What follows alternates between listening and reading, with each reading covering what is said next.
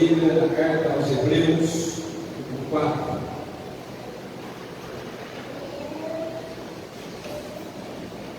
Carta aos Hebreus, no 4, a partir do primeiro verso.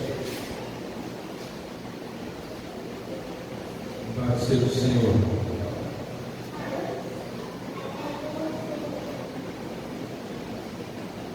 Diz assim, texto sagrado: portanto, visto que nos foi deixada a promessa de entrar no descanso de Deus, tenhamos cuidado para não parecer que algum de vocês deixou de alcançá-lo. Porque também a nós foram anunciadas as boas novas, exatamente como aconteceu com eles. Mas a palavra que eles ouviram não lhes trouxe proveito, porque não foram unidos por meio da fé com aqueles que a ouviram. Nós, porém, que cremos, entramos no descanso, conforme Deus disse: assim jurei na minha ira, não entrarão no meu descanso. Ele disse isso, mesmo que as obras já estivessem concluídas desde a fundação do mundo. Porque em certo lugar assim disse a respeito do sétimo dia: no sétimo dia, Deus descansou de todas as obras que tinha feito. E novamente no mesmo lugar: não entrarão no meu descanso.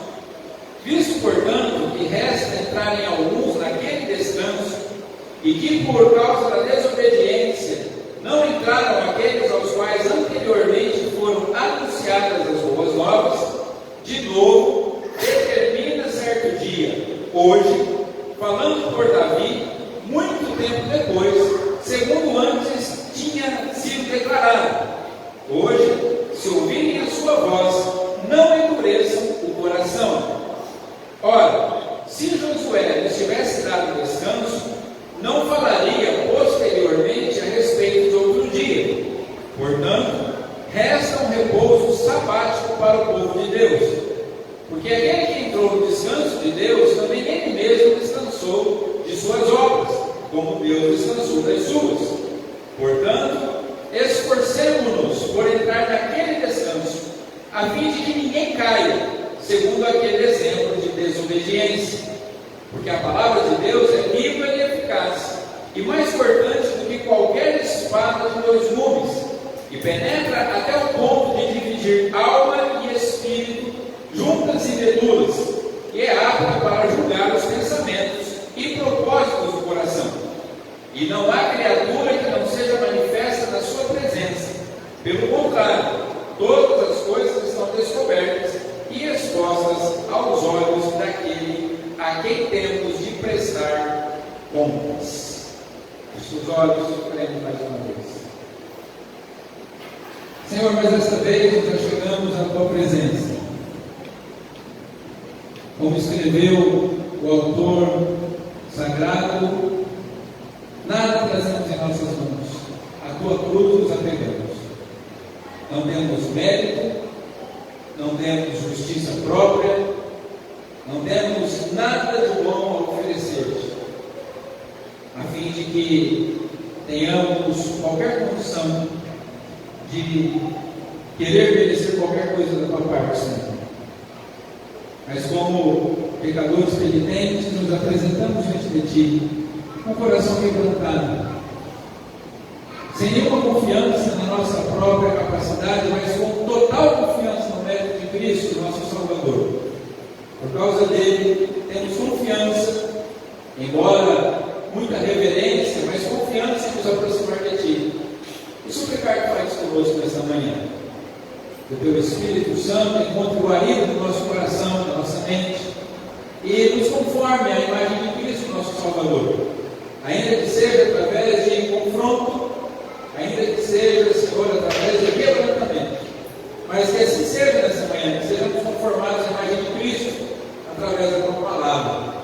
Para isso precisamos compreender, precisamos aplicar e precisamos, ó Senhor, decidir obedecer a tua palavra. Tudo isso é obra do teu Espírito, não pode ser realizado por qualquer um de nós. Por isso suplicamos ao Senhor, ser propício a nós pecadores, em nome de Jesus. Amém. Assentados.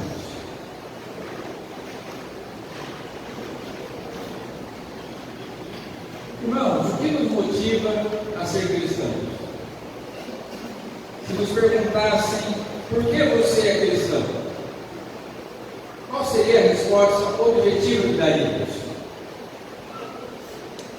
Qual é o sentido de professarmos a fé em Jesus? Talvez alguns responderiam: eu sou cristão porque é a tradição da minha família, aprendi com os meus pais, com os meus antepassados, e a religião que me ensinaram. Outros diriam: sou cristão porque é importante que tenhamos uma religião e foi essa que eu escolhi para mim. Eu sou cristão porque ouvi dizer que aqueles que não creem em Jesus Cristo estão condenados ao inferno e eu não quero ir para lá. Então por isso sou cristão.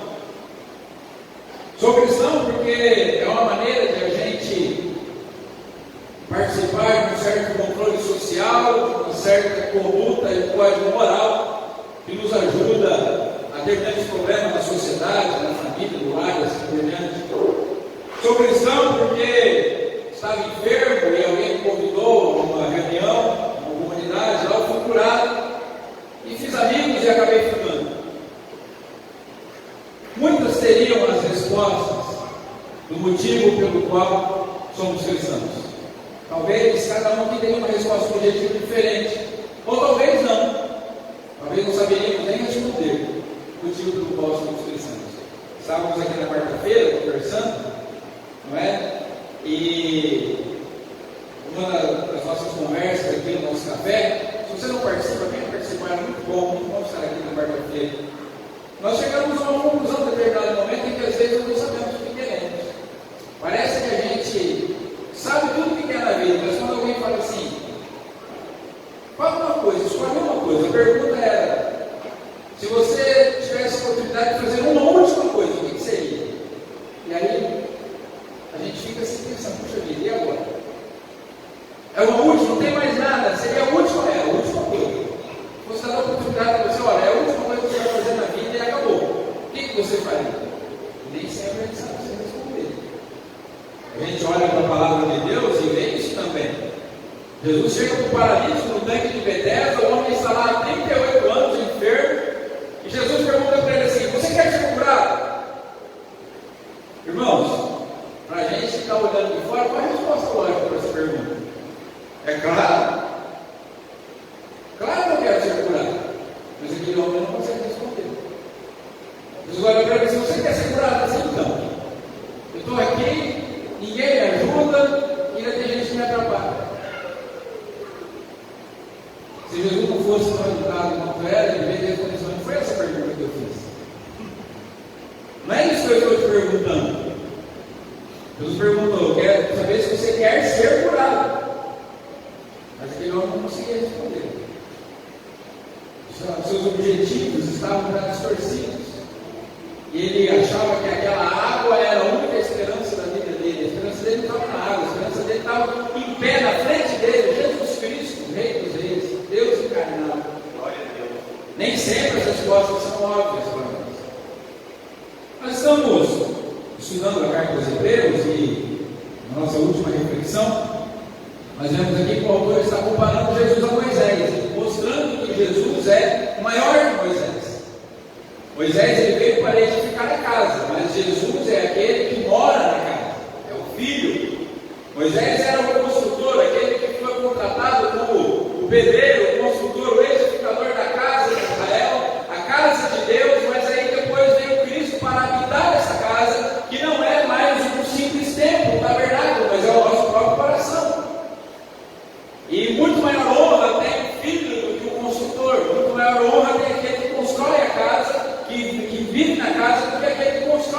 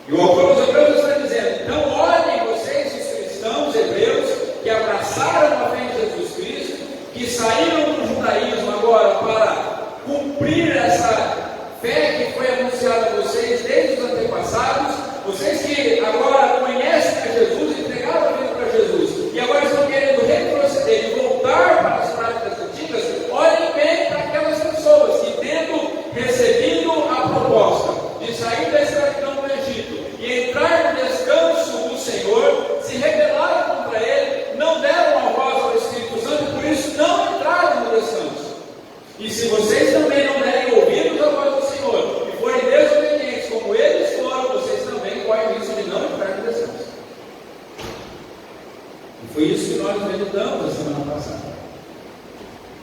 E hoje nós queremos nos atentar um pouco melhor, para entender um pouco melhor o que é esse descanso. De que descanso o autor aos Hebreus está falando? Esse texto vai nos mostrar que da mesma forma que Deus descansou no Éden da obra que tinha feito no sexto dia, da mesma forma Ele tirou um pouco de Israel do Egito para levá-los a um lugar de descanso.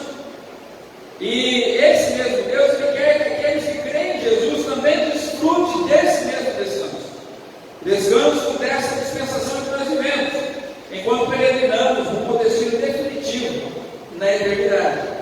Então, para a gente entender um pouco melhor o que é esse descanso, nós vamos meditar sobre o que ele significa, como o autor cita isso no texto, e vamos tentar avaliar quais são as nossas motivações no reino de Deus e o quanto nós temos desfrutado do reino de Deus na nossa vida.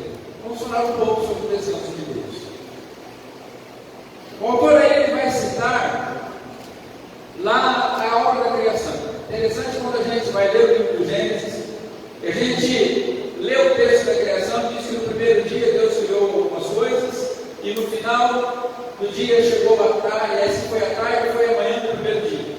E no segundo dia Deus criou outras coisas, eu não vou falar o que também, porque eu não decorei esse texto todo, também não é o foco nosso aqui, mas Deus cria algumas outras coisas no segundo dia, e aí foi a tarde e a manhã do segundo dia, e assim o terceiro, o quarto, o quinto, o sexto dia. Mas quando você olha para o sétimo dia, diz assim: no sétimo dia descansou Deus de toda a obra que tinha feito e de nada. Não tem a tarde do sétimo dia. Porque quando Deus termina toda a criação, Deus descansa de toda a obra que tinha feito. E esse descanso não era para o dia só. Esse descanso era para toda a eternidade. E Deus cria o homem, coloca no jardim, para que o homem também participe do descanso de Deus.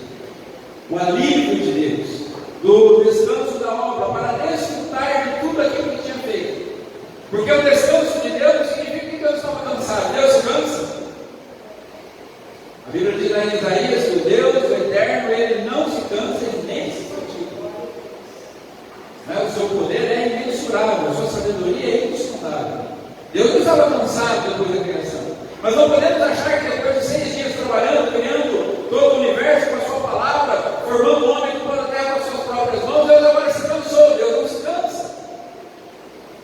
Mas Deus entrou no descanso, descansou da sua obra e proporcionou esse descanso ao homem.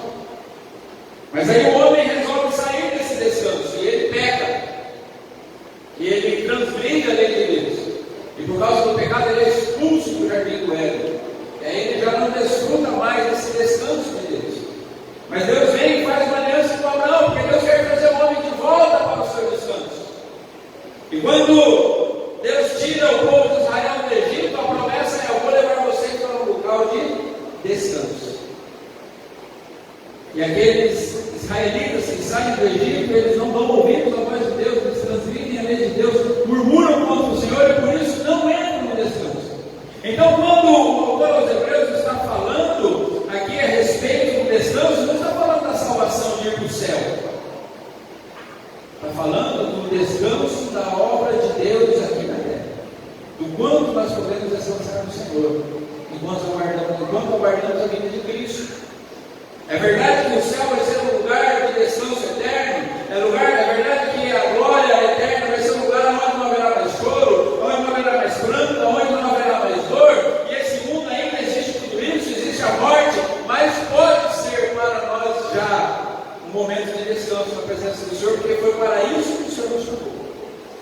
Toda a obra do Senhor, do Éden até hoje, tudo aquilo que Deus fez, tirando o povo de Israel do Egito, enviando os profetas, enviando os sacerdotes, estabelecendo o templo, estabelecendo o culto, enviando Jesus Cristo morrendo na cruz por nós, ressuscitando ao terceiro dia, estabelecendo a igreja, enviando o Espírito Santo, tem um único objetivo: fazer com que entremos no descanso, fazer com que aproveitemos o descanso. O autor aos Hebreus, aí vocês devem estar com sua Bíblia aberta, no verso 1 até o 5, ele fala a respeito do descanso de Deus. Ele fala: há um descanso preparado para aqueles que respondem à mensagem do Evangelho. Esse descanso ele não pode se efetivar nas nossas vidas caso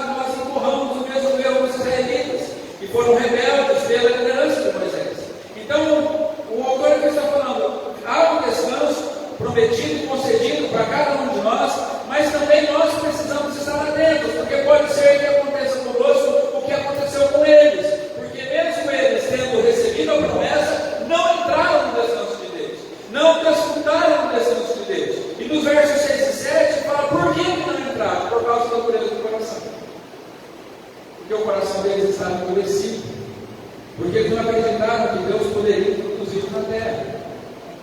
Qual é o belo episódio que descreve essa dureza do coração daquela geração? Eles foram 12 homens, entraram, percorreram 40 dias, se não estou enganado, toda a terra prometida, toda a terra de Canaã, voltaram trazendo o fruto da terra, 2 homens para carregar um cacho de uva. Você gosta de uva?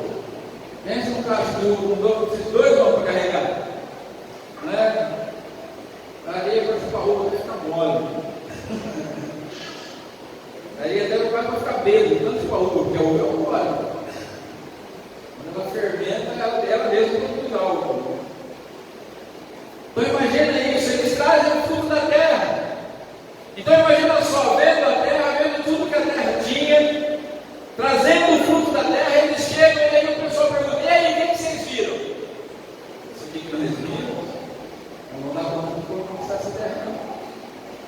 O povo que mora lá é tudo gigante, gente forte.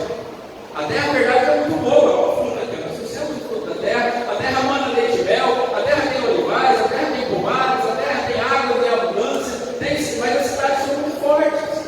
Os homens são muito fortes, existem gigantes ali, nós não poderemos tomar posse dessa terra. Nós não vamos conseguir. Na verdade, nós somos aos olhos daqueles homens como gafanhotos, e aos próprios nossos olhos também. Então a gente não vai ter jeito, não vai conseguir. Dos 12, 10 trouxeram esse discurso. Porém, os outros 2, Josué e Caleb, disseram: gente, para com isso. Se o Senhor se agradar de nós, nós vamos tomar posse dessa terra. Porque Deus já deu essa terra nas nossas mãos. Vamos subir, vamos possuir a terra, porque certamente prevaleceremos contra ela. Deus está do nosso lado, Deus é conosco. Mas aqueles 10 desanimados, não só ficaram desanimados, como desanimou o resto do povo tudo. Não, gente, esses 2 malucos aí não sabem o que estão falando, não. Quem sabe são os irmãos. Porque pessimismo contagia, mais do que o otimismo, mais do que a fé. Josué e Caleb estavam convictos, mas eles desanimaram todo o povo começou a chorar, começou a dizer que Deus tinha ódio deles, Deus tirou a gente do Egito para fazer eles morrer nesse deserto. E aí a paciência de Deus acabou. Eu falei assim: então tá bom, já que é isso que vocês acham, é exatamente isso que vai acontecer. Vocês vão morrer todos. Por causa dessa dureza do coração de vocês, por causa dessa falta de fé, vocês não entrarão no meu descanso. Vocês não entrarão na terra que eu preparei para vocês desde quando fiz aliança com Abraão. Não vão entrar. Aí volta todo mundo para o deserto, 40 anos lá, volta, até morrer todo mundo. Aí a nova geração entrou. E o Josué e o Caleb lá. E Deus falou assim: os 2 que não murmuraram, esses vão entrar. E outra coisa, onde vocês pisaram vai ser de vocês. A terra onde o pé de vocês pisou vai ser de vocês. E aí 40 anos depois o Caleb chega lá e fala assim: o Josué, lembra lá que Deus falou para Moisés sobre isso com você? Então, passou 40 anos, mas eu estou pronto para tomar posse da minha terra. Tenho 85 anos hoje, a força que eu tinha 40 anos atrás eu tenho hoje. E ninguém vai lutar no meu lugar, não. Eu vou lá tomar posse da minha terra e eu vou derrotar os gigantes que lá estão. E Caleb toma Hebron por herança. 40 anos depois. Porque creu na palavra do Senhor. Mas o autor aos Hebreus está dizendo aqui: vocês que estão querendo voltar à fé cristã para as práticas do judaísmo, vocês não entrarão no descanso. Vocês correm risco de acontecer com vocês, igual aconteceu com eles. Eles quiseram voltar para o Egito. Vocês estão querendo voltar para a prática religiosa. Outros querem voltar para o pecado. Outros querem voltar para o mundo. E por isso não entram no descanso. Aqueles que têm o coração endurecido não entram no descanso. Jesus disse, Mateus 11, 28 a 30: venham a mim, vocês que estão cansados, sobrecarregados, eu os aliviarei. Tomem sobre vós o meu jugo e aprendam de mim, porque sou manso e humilde de coração, vocês acharão descanso para a sua alma. Porque o meu jugo é suave, e o meu fardo é leve. O apóstolo Paulo aos Romanos escreve, capítulo 5, verso 1: justificados, pois, mediante a fé, temos paz com Deus, por meio do nosso Senhor Jesus Cristo. Ou seja, há um descanso de Deus para aqueles que são justificados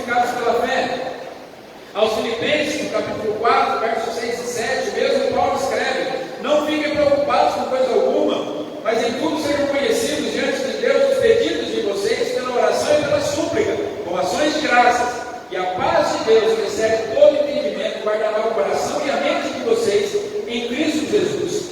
Com isso nós aprendemos, de acordo com o que escreve o Warren Wiersbe, que quando nós entramos no descanso, conforme está lá em Hebreus 4:3, nós estamos obedecendo a Deus. E quando nós obedecemos a Deus pela fé, nos sujeitamos à sua vontade. E aí o descanso entra em nós. Então, uma vez que você encontra Cristo, recebe Cristo como Salvador, obedece a palavra de Deus, você entra no descanso de Deus. Você é justificado, a salvação está garantida, o nome está escrito no livro da vida, você nasceu de novo. Mas a partir do momento que você começa a viver pela fé, o descanso de Deus entra em nós. Glória a Deus, aleluia. Santo Deus. Então, talvez, a resposta certa para a primeira pergunta que fizemos aqui, por que você é cristão? Seria porque em Jesus eu encontrei descanso. Glória a Deus. Não é porque eu vou para o céu um dia. Eu sou cristão para ir para o céu um dia. Sou cristão porque em Jesus eu encontrei descanso. Mas esse descanso que eu encontrei em Jesus, eu preciso preservar. Eu preciso cultivar. Eu preciso buscar. Porque esse descanso é para quem tem o coração quebrantado. Esse descanso é para quem crê. Esse descanso é para quem busca. Porque a salvação é pela graça, mas não é de graça. O reino de Deus, nós entramos nele pela fé, nós conquistamos ele pela força. Aqueles homens estavam diante de uma terra a ser conquistada, eles precisavam lutar. Interessante que teve que lutar até quem não tinha mais terra para conquistar. A tribo de Rúben, a tribo de Gad, a tribo de Manassés, eles receberam a herança deles antes do Jordão. A herança deles não foi para o lado de lá do Jordão, eles eram pastores de ovelhas, eles tinham lutado. E eles chegaram para Moisés e falaram assim: a gente já derrotou o rei dos amorreus aqui, Og, o rei de Bazã, o outro lá esqueci o nome, os dois reis dos amorreus que estavam antes do Jordão. Então nós já derrotamos esses dois reis, nessa terra para a gente é herança. Moisés falou assim: eu vou dar essa terra para vocês, mas vocês não têm que atravessar o rio do lugar junto com o outro para conquistar o resto da terra. Vocês deixam as famílias de vocês aqui, as crianças, os gatos, as mulheres, mas vocês vão atravessar e vão lutar com os outros. Porque a herança é de graça. Aliás, é pela graça, mas não é de graça. É preciso lutar. Esse descanso de Deus, ele é conquistado com muita luta, com muito esforço, mas é descanso. Agora, quem tem preguiça de lutar para desfrutar do descanso de Deus, aí perde o descanso e vive o cansaço do pecado. Vive o cansaço das trevas, mesmo sendo cristão, mesmo tendo entregado a vida a Jesus. Nos versos 8 e 10, nosso autor aqui ele fala que mesmo aqueles que entraram no descanso de Deus de forma terrena, ainda aguardam por um outro. Ou seja, então há o descanso do Senhor para nós aqui, mas tem um outro que é distinto do qual foi proporcionado por Josué. Exemplificado aqui como um descanso imperfeito, inferior ao proporcionado por Cristo, aqueles que têm que crer. Porque também a gente não pode achar que esse descanso que o Senhor tem para nós aqui é simplesmente tudo aquilo que Deus tem para nós. Não, há um outro descanso. Porque o autor escreve dizendo assim: Josué fez com que o povo entrasse no descanso, mas não era o descanso perpétuo, não era o descanso definitivo. E ele diz assim: há ainda um outro descanso. Há ainda um outro descanso a ser alcançado. William escreve que esse descanso que nós temos aqui, terreno, é um repouso para o povo de Deus, é um repouso da fé, é um descanso da escravidão do pecado, e é um descanso contínuo, ou seja, Deus descansou da sua obra no Éden e Ele continua descansando. Esse descanso está presente, é o descanso que nós recebemos pela fé, quando entregamos a vida a Cristo, e agora nós estamos descansando do pecado, descansando da vida velha, descansando do jugo do pecado, mas não é ainda o céu. Ainda há um descanso mesmo. Ainda há um descanso definitivo. Ainda há o descanso da presença do pecado. Porque embora eu e você já tenhamos sido livres do poder do pecado, embora nós tenhamos sido livres da escravidão, do domínio do pecado, nós ainda não somos livres da presença do pecado. Nós somos livres do domínio do pecado. Nós estávamos mortos nos nossos delitos e pecados. Jesus veio e nos livrou do domínio do pecado.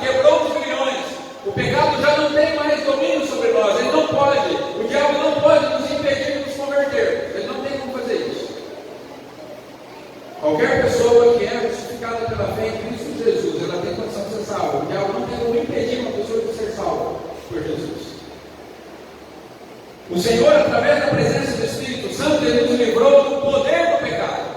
Não há tentação que seja maior do que a força do Espírito Santo. Qualquer homem ou mulher cheio do Espírito Santo é capaz de suportar a provação e de resistir à tentação. Nenhum de nós aqui vai poder chegar diante do Senhor porque a tentação foi mais forte do que eu. Aí Jesus fala assim, realmente, qualquer tentação é mais forte que você, mas não é mais forte que o Espírito Santo. E ser cheio do Espírito Santo é uma obrigação tua.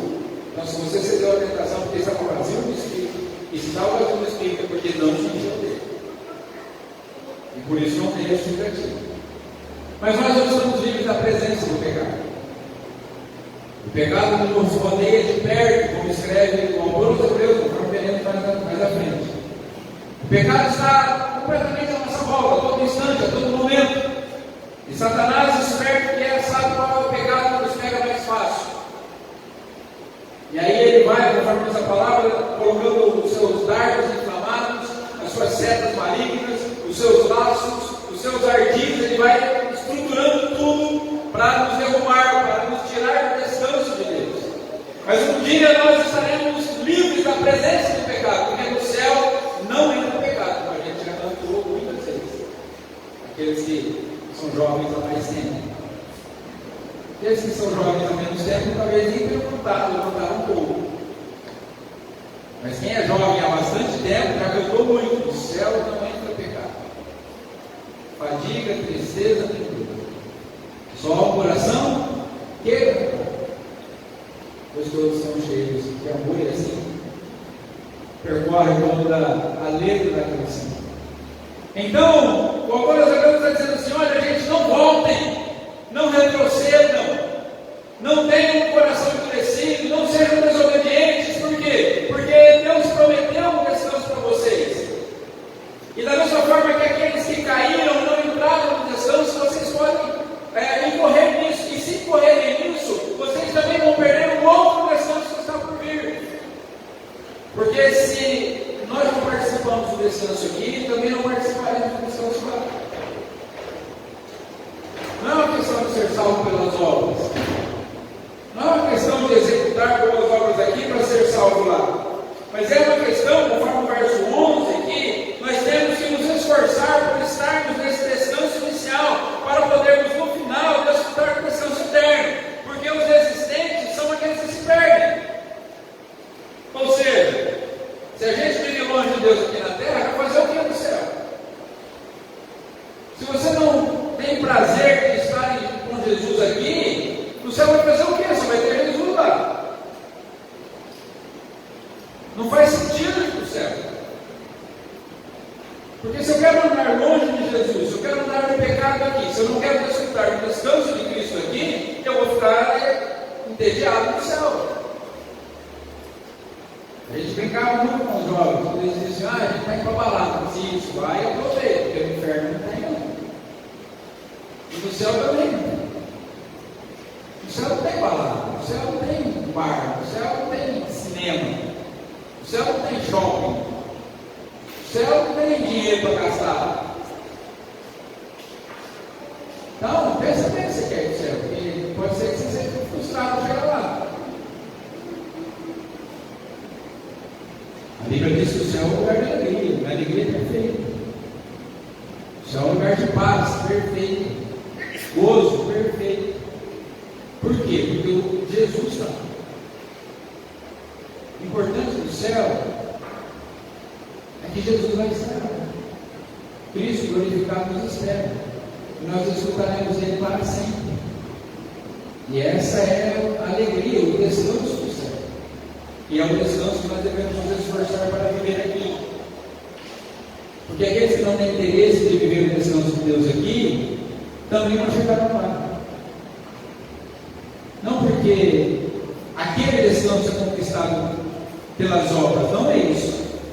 É pela graça. Mas quem não tem interesse em Jesus aqui, é porque ainda não entendeu o que é aquilo lá.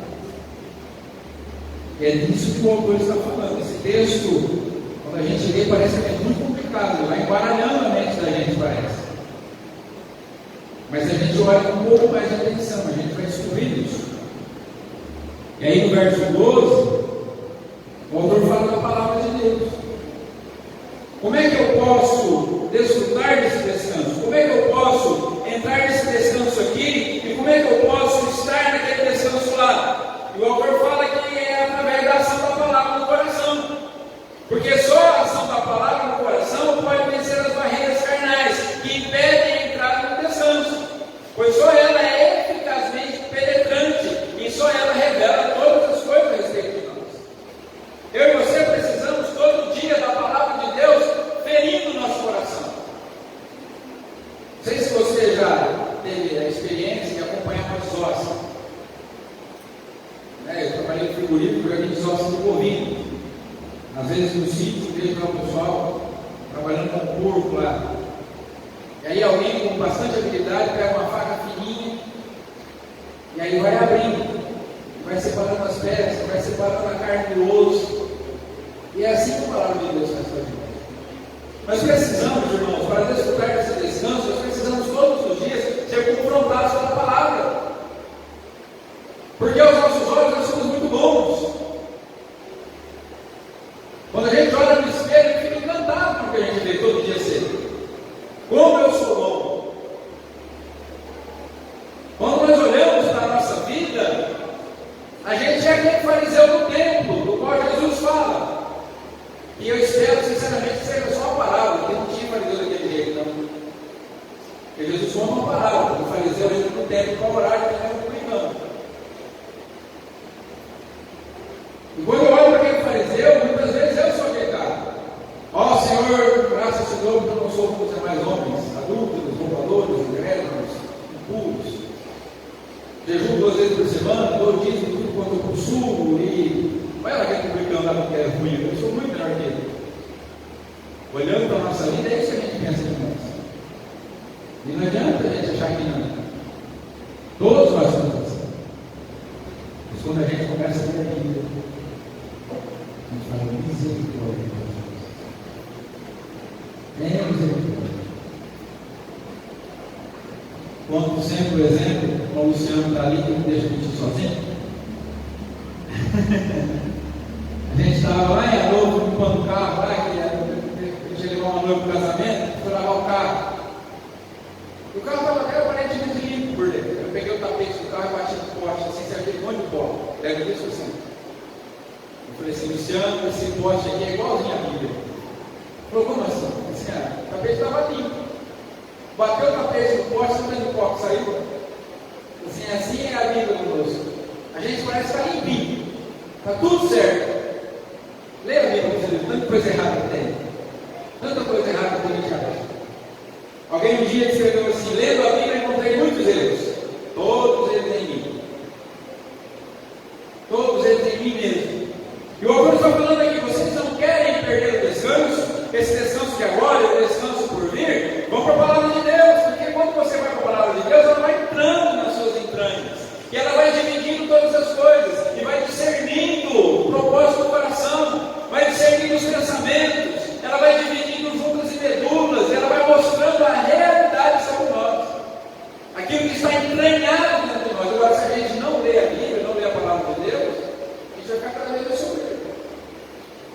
Ou se a gente lê a palavra de Deus com o intuito de julgar a palavra de Deus, mais endurecidos e soberbos ficaremos ainda. Qual era a crise de Jesus com os religiosos da sua época?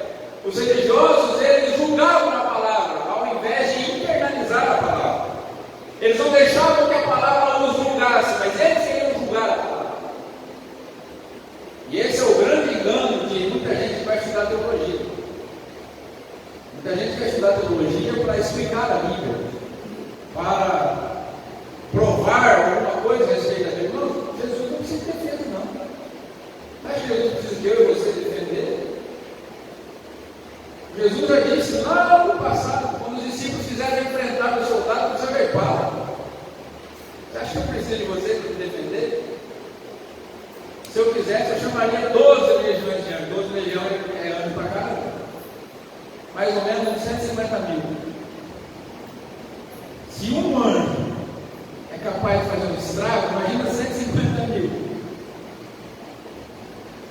Jesus falou assim, não preciso que vocês me defendam. A palavra de Deus precisa ser defendida. A palavra de Deus não precisa ser criticada. A palavra de Deus ela não precisa ser provada. Mas nós precisamos. Nós precisamos ser provados. Nós precisamos ser criticados. Warren Wiersbe escreveu que os israelitas criticaram a palavra de Deus em vez de permitir que a palavra os julgasse. E por causa dessa consequência, aliás, por causa dessa atitude, como consequência, eles perderam a esperança. Porque eu e você precisamos da palavra de Deus, precisamos da lei do Senhor todos os dias aplicada na nossa vida. Porque todo dia vai aparecer uma coisa errada para consertar. Todo dia vai aparecer um problema para ser resolvido em nós. Então, o que é entrar nesse descanso? O que é desfrutar desse descanso? É crer no Senhor Jesus, depender do Senhor Jesus e deixar que a palavra faça todo o trabalho que o Senhor quer fazer através do Espírito Santo na nossa vida.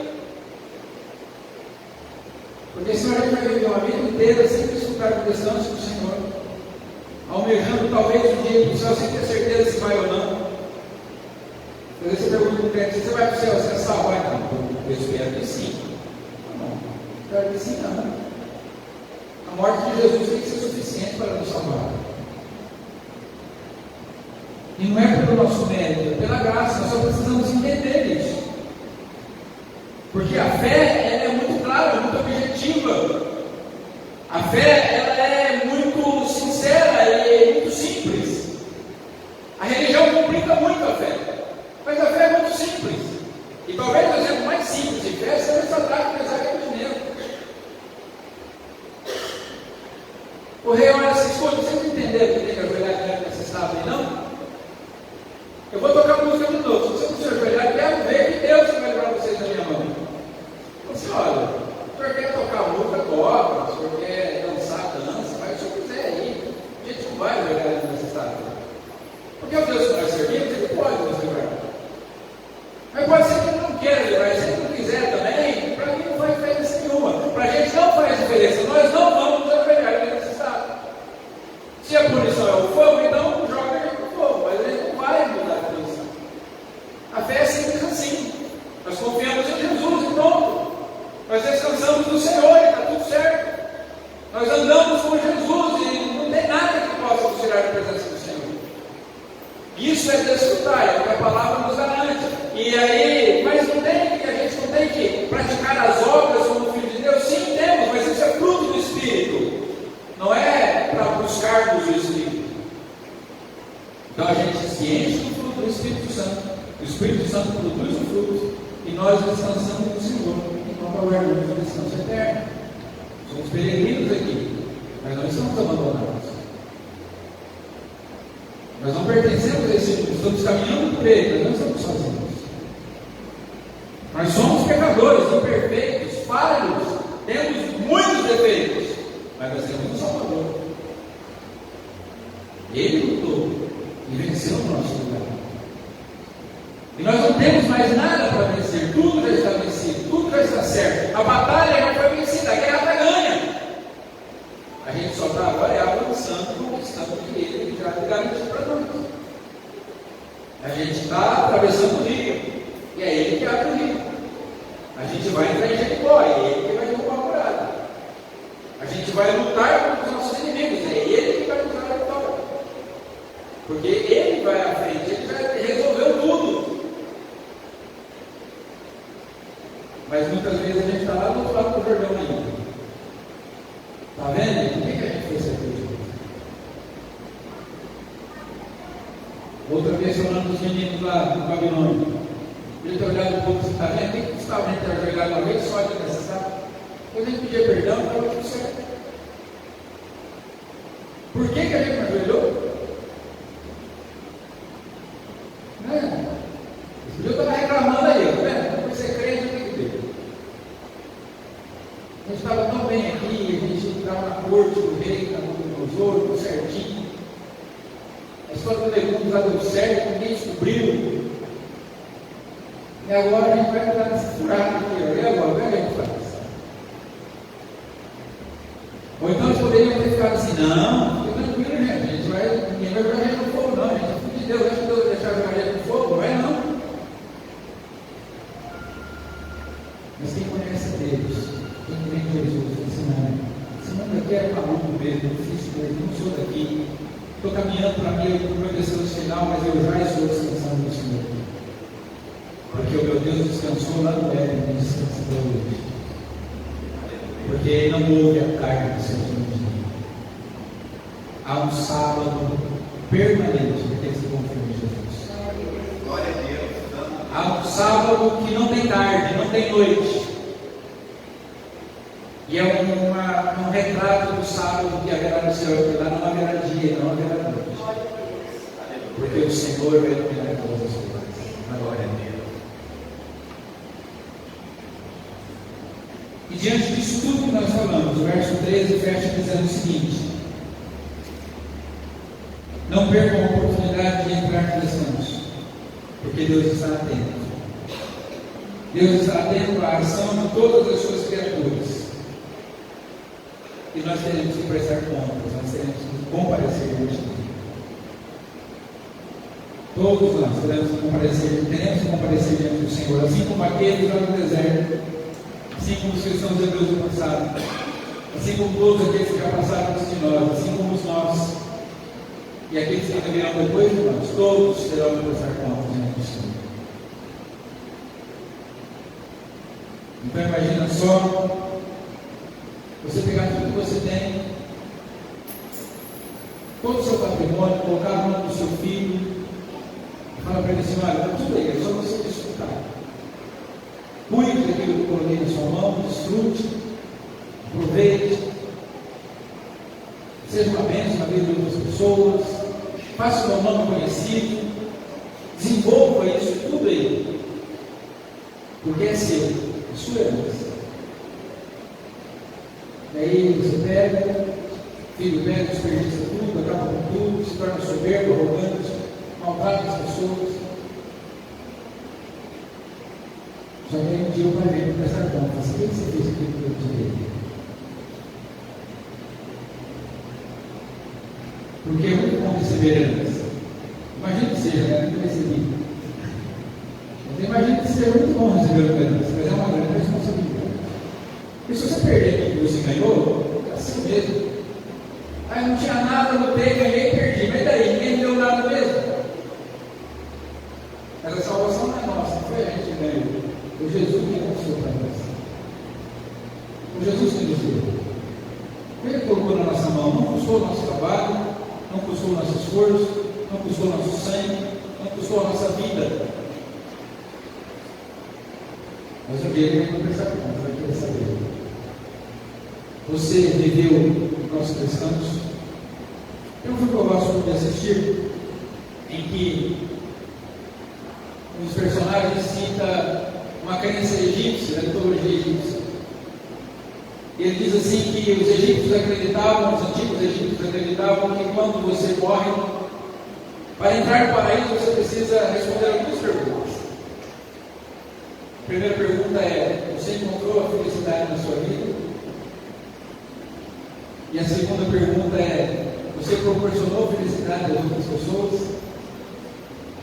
E as duas respostas determinariam se você entra no paraíso ou não. No nosso caso, eu vou ter que prestar conta do Senhor hoje também, porque esses são cristãos. É aqueles que vão entrar para a descanso eterno, fora aqueles que desfrutaram do descanso do Senhor. Não é uma pergunta assim: você encontrou felicidade ou você descansou durante a sua vida para poder descansar a eternidade? Nós não ouviremos uma pergunta, ouviremos uma afirmação, porque ele não precisa perguntar, ele vai saber a resposta.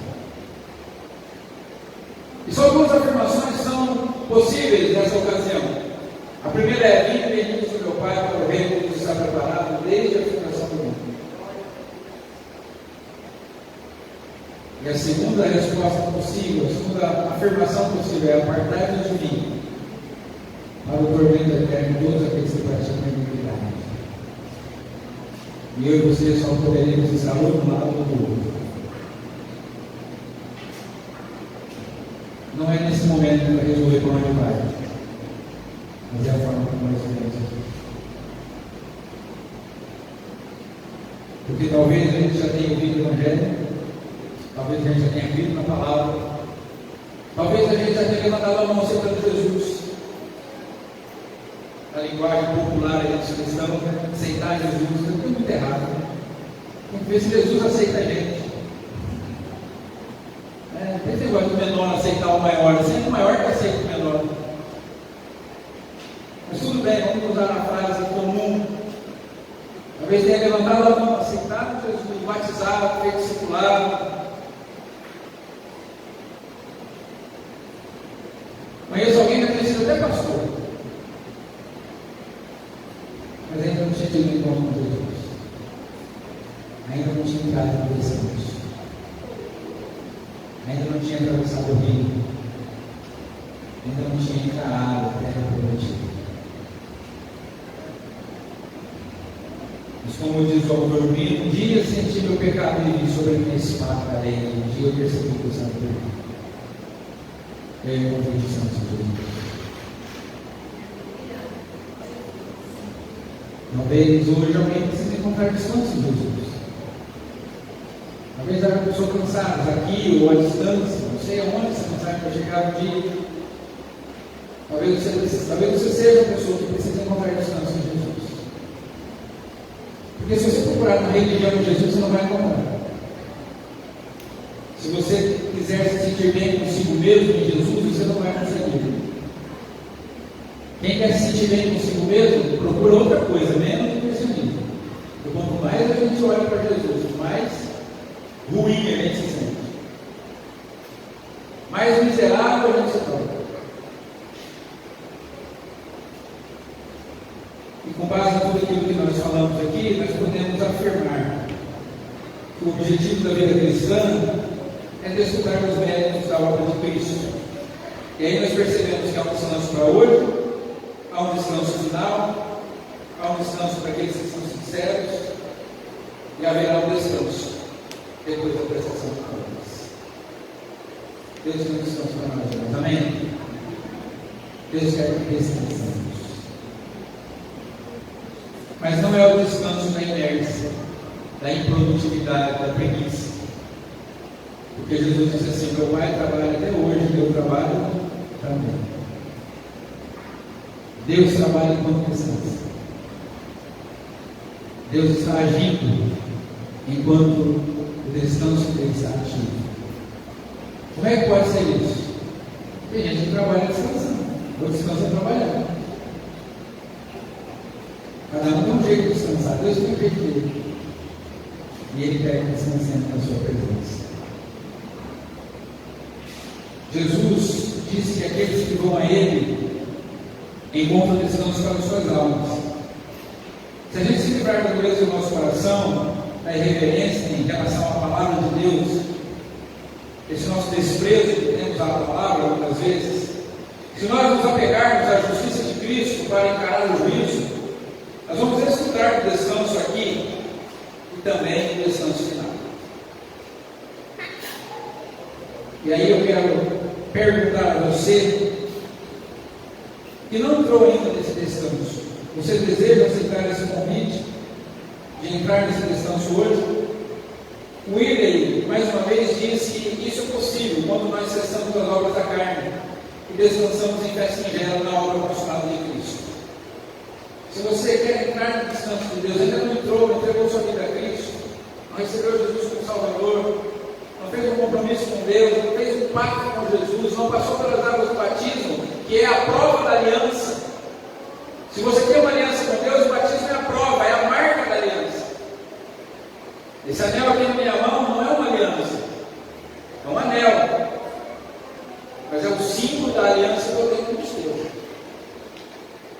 A aliança é o nosso pacto, a aliança é o nosso compromisso, a aliança é a nossa profissão que fizemos um ao outro. Que aconteça o que acontecer, nós vamos terminar essa vida juntos. O anel é só o símbolo, é só a marca, assim como o batismo é o símbolo do compromisso com Deus.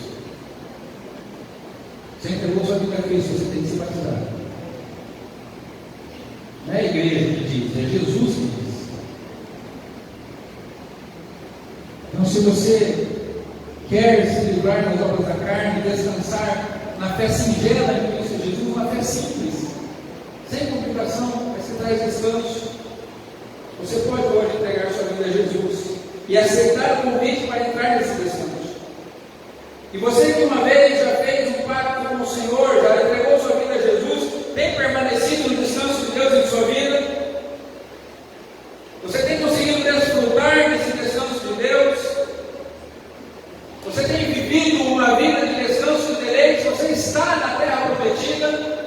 A terra prometida é física, ela não é abstrata. O descanso de Deus para aqueles israelitas era um lugar. Tinha vinhas, tinha olivais, tinha poços, tinha leite, tinha mel, tinha casas estucadas, tinha uma herança a ser desfrutada. Você desfruta disso? A resposta para a pergunta, por que você é cristão? A sua resposta é porque em Jesus eu encontrei descanso. Eu estava cansado, eu estava perdido, eu estava sem esperança, não tinha alternativa para mim, mas em Jesus eu encontrei descanso. É essa a resposta para você que já entregou a vida de Jesus? Se não for, que tal você entrar no descanso hoje? Deus vai ser frente. E a terceira pergunta é: como você tem se preparado para entrar no descanso eterno? Qual tem sido o desejo do teu coração? Imaginando que você chegaria no céu hoje. Vamos imaginar que hoje Jesus volta e você vai para o céu. Aquilo que você vai encontrar lá é aquilo que você está desejando? Ou você vai ficar decepcionado? Estou dizendo que isso seja possível. Estou apenas fantasiando aqui. Será que a gente vai chegar no céu e dizer, ah, é assim? Se tivesse aqui para cá. Como temos nos preparado para desfrutar daquele descanso? São essas três perguntas, esses três desafios que eu fico falando essa manhã. Você já entregou a vida a Jesus? Está descansando nele? Está pronto para ir para o próximo estágio? Porque assim, tem um estágio aqui, aí depois tem um estágio mais avançado, tem um degrau para ser subido. Mas só vai para a promoção aqueles que não têm as etapas iniciais. Ninguém já entra no time sendo batedor de pênalti oficial. Ninguém chega numa empresa e já vai assumir o melhor cargo. Ninguém chega num ambiente já dominando tudo. Jesus quer que você vá para o estágio acima. Mas aqueles que vão para lá são aqueles que já desfrutam desse estágio da sua vida. Vamos orar? Com sua cabeça, feche seus olhos, você está aqui. Deus tem um descanso para nós.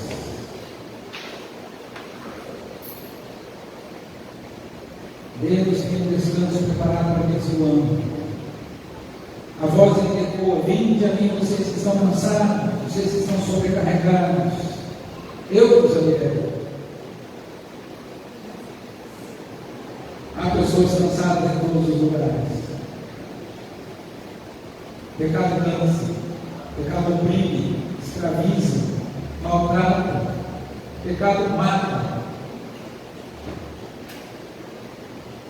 Mas em Jesus nós podemos encontrar descanso do pecado, podemos encontrar o descanso da religiosidade, podemos encontrar o descanso dessa necessidade que a gente tem de ser perfeito, de ser melhor que todo mundo, de ser reconhecido. Isso cansa. Querer estar sempre em evidência, ser importante em todos os lugares, parecer mais justos e mais santos que todo mundo, isso cansa. E Jesus disse que a gente não precisa de nada disso. Só precisamos tomar posse daquilo que Ele já nos deu. aquilo que Ele já fez por nós. Aleluia.